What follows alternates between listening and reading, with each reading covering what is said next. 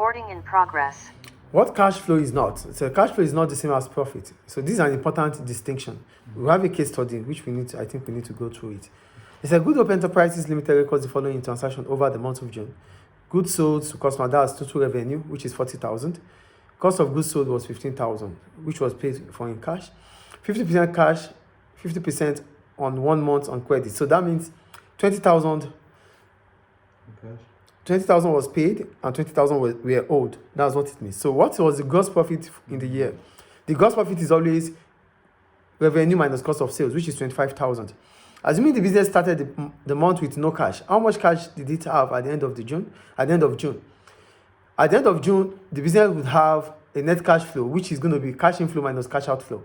The cash inflow, the cash sales, which is 20,000, minus the cash outflow, which is the cost of sales, which is 15,000. So the net cash flow here will be 5,000 because the other 20,000 was not paid for. That is the point there. Do you get it? Yes. So there's a clear difference between the profit made by Good Hope Enterprise Limited in the case study above and the cash flow over the same period.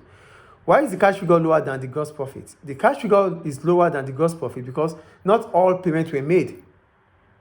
20,000 was received in cash. 20,000 wasn't received yet. Yes. So that's why the gross profit is lower than the cash figure. I think it's clear. Yes.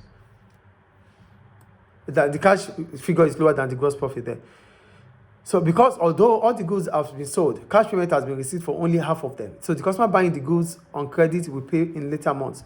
The important example leads to further questions. Can profitable business run out of cash? Yes. And this is a major reason why for businesses failing.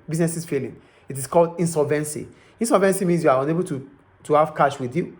And one of the reasons could be delay in payments by customers, credit customers. They don't pay earlier. So if they don't pay earlier, what will you use in paying? You won't be able to do whatever you need to do with cash. That means you are insolvent. Do you get the point there? Yes. So they said, how is this possible? By allowing customers to too long a credit period, perhaps to encourage sales.